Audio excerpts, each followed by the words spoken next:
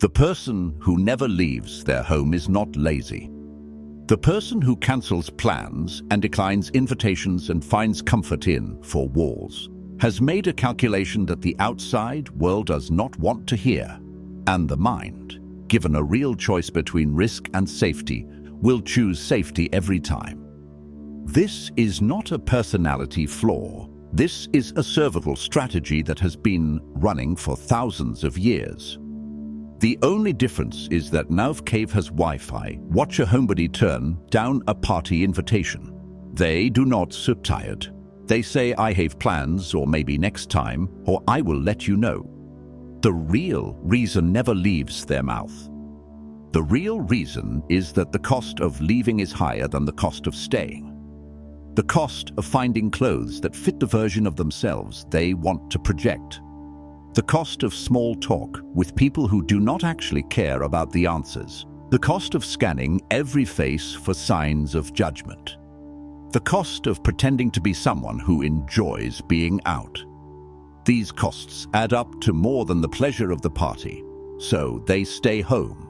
And they call that peace. The psychology of staying in is not about hating people. It is about hating the performance that people require. Outside the home, there is a script. Say hello, smile, ask questions, laugh at jokes that are not funny. Pretend to be interested in stories that are not interesting. There is no script.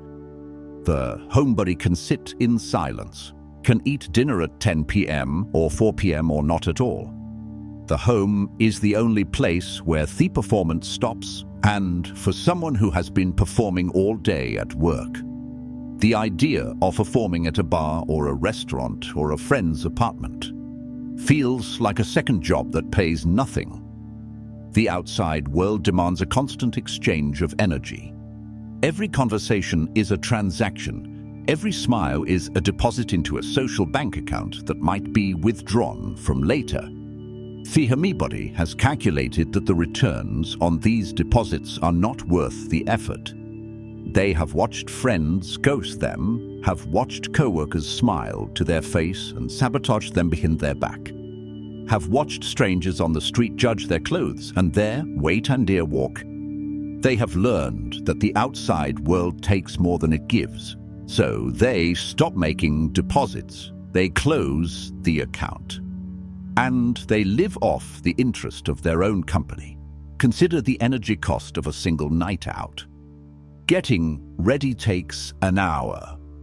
Travel takes 30 minutes. The event itself takes 3 hours of smiling and nodding and pretending to be interested. Travel home takes another 30 minutes. Unwinding from the overstimulation takes another hour. That is 6 hours for a night that might not even be fun.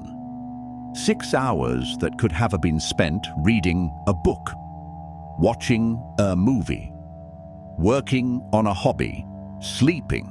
The homebody isn't antisocial. They are efficient. They have simply run the numbers and decided that most social events have a terrible return on investment. The pandemic made this calculation visible to millions of people who had never done it before. That when the world shut down, finally, no expectation to perform, no invitations to decline, no guilt about staying in. The extroverts suffered. The introverts thrived, and when the world opened back up, many people realized they did not want to go back. They had tasted a life without social obligation. They found that they preferred it, not because their feet were broken, because they had finally stopped pretending to enjoy something they never enjoyed in the first place. The fear that drives Homebodies is not a fear of people. It is a fear of being seen. Really seen, the kind of seen that notices the weight gain, receding hairline, the outdated clothes, the awkward laugh. The home understands these things and does not care.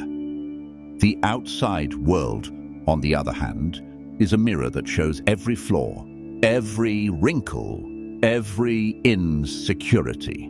Homebody is not afraid of the world. They are afraid of what the world will see when it looks at them. So they stay where no one is looking. The home is a sanctuary because the home is predictable. The homebody knows exactly where light switches are, knows which floorboards creak. The outside world offers none of these certainties. A restaurant might be too loud. A friend's house might be too cold. A party might have too many strangers. The homebody has learned that their nervous system cannot handle constant surprises. So they create an environment with no surprises. Every object in its place, every routine mapped out, every variable controlled. This is not boring. This is survival. The deep truth about homebodies is that they have often been burned by the outside world in ways that leave invisible scars. The person who was locked in high school for their clothes, the person who was humiliated in a meeting for their idea, the person who was dumped in a public place where everyone could see them cry, the person who was laughed at for ordering the wrong thing at a restaurant. These moments accumulate, and each one adds a brick to fuel. Eventually, the wall is high enough that the outside world cannot reach them anymore, and the homebody feels, for the first time, safe. Notice how homebodies react when someone comes to their home. They are not relaxed. They are not hospitable in the normal sense. They are watchful. They track every glance, every touch, every comment about the decor or the dust or the dishes in the sink. The homebody will clean for hours before a guest arrives. Not because they care about the guest, because they cannot stand the idea of being judged in one place where judgment is not supposed to exist. The home is the last fortress. And a fortress with open gates is not a fortress at all. The romantic partner of a homebody learns this quickly. At first, they think the homebody is shy or tired, or just going through a phase. Then they realize the homebody never wants to go out, never wants to meet new people, never wants to try new restaurants or see new movies or visit new cities. The partner starts to feel trapped, anxious, bored. They start to wonder if the homebody is depressed or controlling or secretly hiding something. But the homebody is not hiding anything. They are just protecting themselves the only way they know how, by staying gexity where the world cannot hurt them. The workplace forces homebodies into a painful choice. Go to the office and endure the exhaustion of performance. All work from home and risk being seen as lazy or uncommitted. Must choose the office, not because they want to, because the cost of being seen as lazy is higher than the cost of being exhausted. So they commute, they sit in meetings, they eat lunch with coworkers they do not like. They smile and nod and pretend. And then they come home and collapse. The collapse is not from the work. The collapse is from the performance. The work was fine, the pretending was what drained them. The homebody parent faces an even harder reality. They love their children, but they dread their school pickup line. The birthday parties, the soccer games, the parent-teacher conferences, every event is a performance. Every other parent is a judge. The homebody parent watches the other parents chat easily about vacations and home renovations and summer camps. They have nothing to say. They do not take vacations. They do not renovate. They send their kids to the cheapest camp so they can have 2 weeks of silence. They stand at the edge of the group, pretending to check their phone, waiting for the moment they can leave without being rude, and they hate themselves for it. The digital world gave homebodies a gift they never expected: connection without contact. They can have friends without meeting them, can shop without leaving the house, can date without going to a restaurant. The outside world has been digitized and delivered to their door. They have embraced it completely, not because they are addicted to screens, because the screen is a filter. The screen lets them control how much of themselves they show. The screen lets them edit before they speak. The screen lets them hide their face when they are tired or sad or scared. The screen is the perfect wall, and the homebody has built their entire life behind it. But the wall has a cost that no one talks about.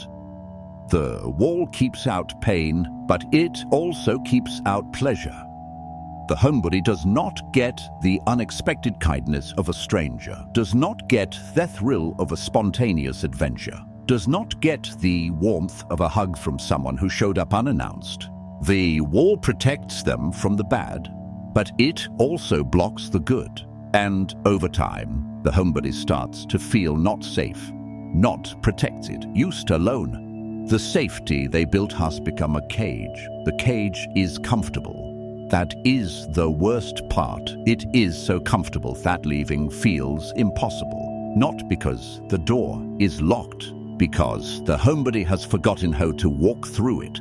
The people who break out of this pattern do not break out by trying harder to be social. They break out by realizing that the wall was never protecting them from the outside world. The wall was protecting them from their own fear of the outside world. The fear, once examined, is smaller than they thought. The person who mocked them in high school is long gone. The boss who humiliated them left the company years ago. The stranger who might judge their clothes is a stranger whose opinion does not matter. The fear is real, but the danger is not. The only way to learn that is to step outside the wall and see what happens. Nothing. Usually, nothing happens. The sun rises. The homebody realizes they survived. That survival creates the first crack in the wall. Once the wall has a crack, it is only a matter of time before it falls.